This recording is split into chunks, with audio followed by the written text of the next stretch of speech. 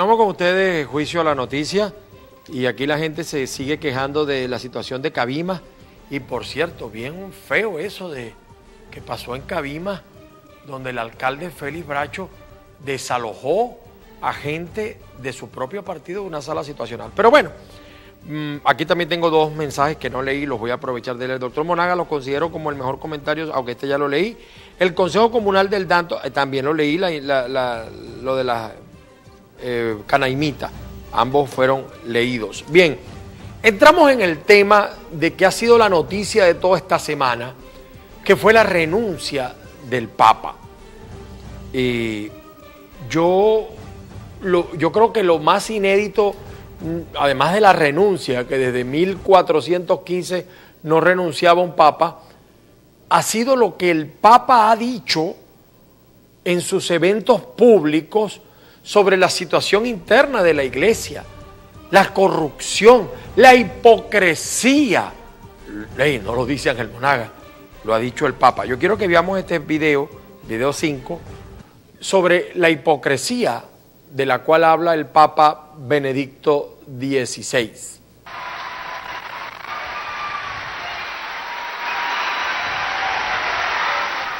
Ante la ovación de unas 3.500 personas que se dieron cita para formar parte de este momento histórico que vive la Iglesia Católica, el Papa Benedicto XVI, visiblemente emocionado, dio inicio a la Cuaresma con la celebración del miércoles de ceniza.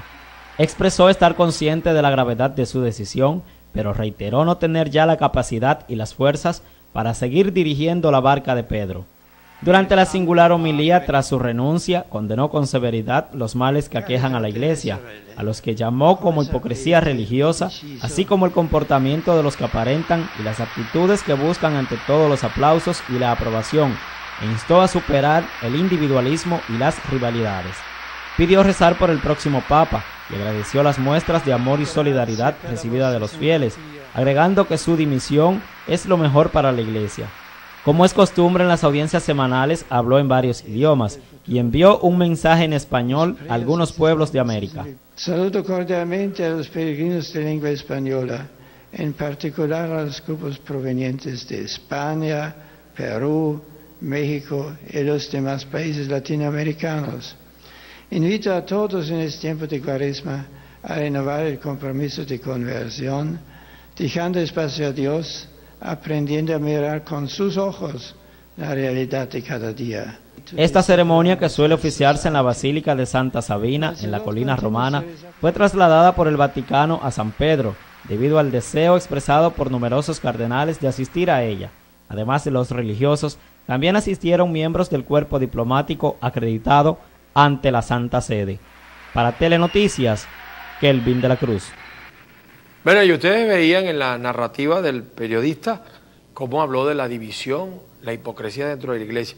Vamos a hacer contacto telefónico con el doctor Jesús Hernández, especialista en Derecho Canónico, de hecho es el abogado de la Iglesia Católica acá en la arquidiócesis donde está incluido el Zulia, y es el único especialista en Derecho Canónico de Venezuela, seglar, de carácter seglar o laico, comprometido, porque hay otros especialistas en Derecho Canónico, pero por lo general son sacerdotes o diáconos, etcétera. En este caso, Jesús Hernández, colega abogado y además profesor de Filosofía del Derecho, igual que yo. Ya tenemos a Jesús Hernández en línea. Buenos días, Jesús. Buenos días, doctor. ¿Cómo estamos? ¿Cómo te va? Bien. Jesús, la primera pregunta que nosotros te queremos hacer, dándote las gracias por atender este programa Juicio a la Noticia a través de CMC Canal 9 y a través también de la internet www.lorini.tv/mobile, enlace CMC y Tropical 100.1, es que estamos en presencia de una renuncia, abdicación, dimisión. Legalmente, ¿qué es lo que hizo el Papa Benedicto XVI, Jesús Hernández? Bien, buenos días. Ante todo, pues muchísimas gracias, Ángel, por invitarme a tu prestigioso programa, también a la prestigiosa audiencia, radio escuchas y televisiva que tienes, ¿no? En primer lugar, canónicamente hablando, evidentemente se trata de una renuncia que perfectamente está prevista en el Código de Derecho Canónico para, en el caso del ejercicio ponte del primado papal, el Papa tiene la potestad, bajo determinadas circunstancias, siempre y cuando sea libre, de poder renunciar a su primado. Si bien es cierto que este caso pues rompe un poco con la tradición, en el sentido que hacía casi 600 años, 597 para ser exacto, que un papa no renunciaba, tampoco es, la primera vez en la historia, no es la primera vez en la historia que ocurre. De hecho, han sido 6 los papas renunciantes por determinadas causas. Es decir, los únicos que han renunciado voluntariamente son 2, contando a Benedicto XVI, pero ha habido otros papas que por exilio, persecución y otro tipo de circunstancias pues han renunciado. Es decir, eso es perfectamente válido y su santidad evidentemente pues apelando, o mejor dicho, apelando a este código, a este canon, y ya sintiéndose débil de salud pues decidió renunciar. Una cuestión muy personal, ¿no? Evidentemente. Ahí hay 2 factores fundamentales que hay que analizar.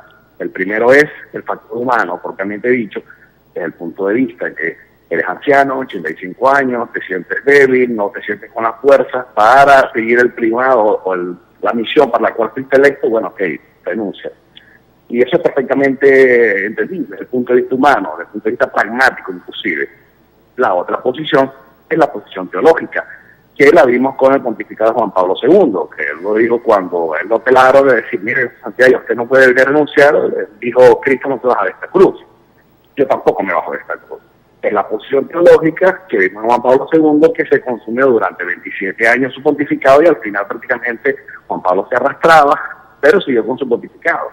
Son 2 posiciones totalmente diferentes, una muy humana, la otra muy teológica, ambas perfectamente válidas, ¿no? Tanto desde el punto de vista canónico como desde el punto de vista teológico. Total, Benedicto XVI entregó 85 años de su vida a una institución que diga un día, me cansé, es perfectamente humano y perfectamente entendible. Oye, me gusta ese análisis que haces tú de las 2 posiciones, porque uno ha escuchado críticas, sobre todo esa, de que Cristo no se bajó de la cruz, no renunció, pero claro, también allí, desde el punto de vista teológico, como tú dices. Es una posición muy, disculpa que me interrumpe, muy teológica y muy cierta, y sobre todo que, porque siempre he dicho que el gran hándicap de Benedicto XVI no es su pontificado, sino, entre comillas, el monstruo que estuvo atrás, el ejemplo de Juan Pablo II, que lo arropó y nunca salió de la sombra. Benedicto XVI nunca salió de la sombra de Juan Pablo II y es inevitable hacer las comparaciones en todos los aspectos. Entonces, ese es quizás su gran hándicap, porque vimos como un papa, entre comillas, en aquel momento joven, se fue consumiendo hasta llegar a la nada, como fue Juan Pablo II, y vemos como pues desde el punto de vista muy humano, dice simplemente, no puedo más. Ahora, Jesús, una pregunta legal también dentro del derecho canónico que tú, gracias a Dios, te tenemos acá en el Zulia como especialista nacional e internacional de este tema. Jesús, ¿cómo se le va a llamar al Papa Benedicto XVI después del 28 de febrero, cuando todavía no hay un nuevo Papa, porque es en marzo que se va a hacer el cónclave de los cardenales para elegir el nuevo Papa? ¿Cómo se le va a llamar al Papa Benedicto después de que deje de ser un Papa en ejercicio? Pregunto. Mira, él va a ser un Papa emérito, tan sencillo como eso. Yo no sé si tú recuerdas la figura de cuando don Monseñor Domingo Roa Pérez, acá en Maracaibo, por el asunto de enfermedad, pues le aceptaron la renuncia y él, luego que se recupera, pasó a ser, mejor dicho, era obispo emérito del Zulia, pero era el vicariato, pues era el vicariato apostólico del, creo que era de Machique, algo así. Es decir, el Papa va a seguir siendo Papa, un Papa meramente emérito, es decir, por honor, tiene un nombre, un título honorífico, punto, nada más, pero no va a tener ningún tipo de potestad, en ese sentido, sobre la Iglesia. A partir del 28 a las 8 de la noche, cesa su potestad, punto. ¿Okay? Porque ya es efectiva la renuncia. A partir de ese momento, ahí se ve vacante. Eres un papa emérito, pero la Iglesia, oficialmente hablando, no tiene papa. Por tanto, comienza todo el mecanismo para convocar al cónclave. De hecho, el cónclave debe ser convocado a más tardar el 1 de marzo, que el día siguiente en horas de la mañana. Perfecto, Jesús. Otra pregunta, Jesús, perdona que te quitemos tiempo. Cualquiera, a mí me dicen los un sacerdote me ha dicho que cualquiera puede ser electo papa, es decir, basta con ser bautizado. Explícanos un poco esa condición de que basta con ser bautizado para ser electo papa. En teoría es cierto, en la práctica es falso. Repito, en teoría es cierto, en la práctica es falso, basta con ser varón bautizado, en teoría. ¿Por qué digo en la práctica? Porque en la práctica el Papa, según las normas eclesiásticas, en este caso Universi Dominici Gregis, que es la norma que rige la elección del sumo pontífice, los únicos que pueden elegir al Papa es el Colegio de Cardenales, los miembros del Colegio Cardenalicio. Y para ser miembro del Colegio Cardenalicio, tú tienes que ser cardenal. Pero para poder llegar a ser cardenal, tú tienes que ser obispo. Entonces, hay una serie de requisitos previos que, si bien en teoría podría darse que un bautizado varón simplemente podría ser nombrado por el Colegio Cardenalicio Papa, eso en la teoría, en la práctica eso es imposible, porque simplemente se escoge entre ellos mismos el futuro sucesor de Pedro. Así de sencillo, con los pasos pertinentes que establece el Código de Derecho Canónico. Jesús, perdonándome lo pagano de la pregunta que te voy a hacer, o vamos a decir, pregunta fuera de lugar, pero tiene que ver con el tema, según tu experiencia y tu dominio del tema canónico, ¿el Papa renuncia o lo renuncia? Lo digo por esas declaraciones del Papa donde critica la corrupción, la división, el egoísmo y la hipocresía dentro de la Iglesia. ¿A quién le está diciendo eso el Papa? Entonces, por eso la pregunta, ¿renuncia o lo renuncia? Mira, te voy a dar dos respuestas. Te voy a dar la respuesta que te debe dar un canonista, ¿ok? Porque evidentemente la versión oficial, según el vocero Vaticano Lombardi, es esa, y según el mismo Papa es EPA, renuncio porque estoy cansado, no tengo otra. Así que la versión oficial es esa, punto. Ahora, Jesús Hernández, yo, persona, ¿verdad? Más allá de la versión oficial de la Iglesia, piensa que no, evidentemente hay muchísimos intereses de por medio, ¿ok? De hecho, el mismo Papa, cuando hablaba de hipocresía, cuando hablaba de conflictos internos, evidentemente se refería a los problemas con el Vatican Leaks, evidentemente se refería a los problemas con la banca vaticana y el robo de dólares allí que hay con la mafia siciliana, evidentemente se refería también al pago de dinero por esta relación de ocultar la relación de sacerdotes pedófilos homosexuales, evidentemente se refería a un cúmulo de cosas. Es decir, que al sucesor no le toca fácil. ¿Y por qué pienso que más que todo fue una renuncia que prácticamente lo pusieron entre ellos, entre la espada y la pared, por lo frontal que es Benedicto? Es decir, Joseph Ratzinger se ha caracterizado toda su vida por ser frontal. De hecho, es perfecto para la doctrina de la fe, y para que nuestros televidentes y radioescuchas entiendan, la perspectiva de la doctrina de la fe anteriormente se llamaba Inquisición. Es decir, durante el medioevo, durante el periodo moderno, él era, mejor dicho, la doctrina de la fe era la oficina de la Inquisición. Ese era el puesto de Ratzinger, es decir, quien vigila las cuestiones de fe. Incluso era más ortodoxo que Juan Pablo II, y por eso Juan Pablo II lo puso allí, porque ese era su trabajo. Cuando él empieza a ser papa, el primer documento que él lanza, que eso no lo conoce casi nadie, ¿no? Extrañamente, no entiendo por qué, es contra precisamente la homosexualidad dentro de la Iglesia, específicamente los sacerdotes. Él dice claramente en este documento que los homosexuales no tienen cabida en el sacerdocio, tienen cabida como homosexuales, sí, por supuesto, pero no nos pueden ser sacerdotes ni seminaristas. Él atacó frontalmente. Cuando atacó a los musulmanes, que les dijo que no puede haber fundamentalismo en las religiones, lo dijo de frente, y se lo dijo en Irán, imagínate tú.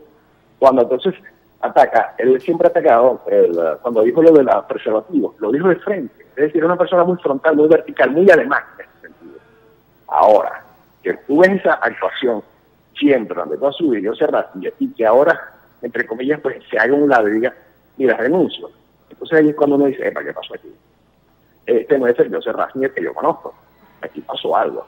Evidentemente, pues, a él le pusieron una situación de 3 y 2, y él prefirió renunciar, bien por el bien de la Iglesia, bien porque les quiso devolver la moneda que les estaban presionando, así como que, bueno, aquí tienen su muerto, ahora encárguense ustedes, ya no me van a poder chantajear, etcétera, etcétera.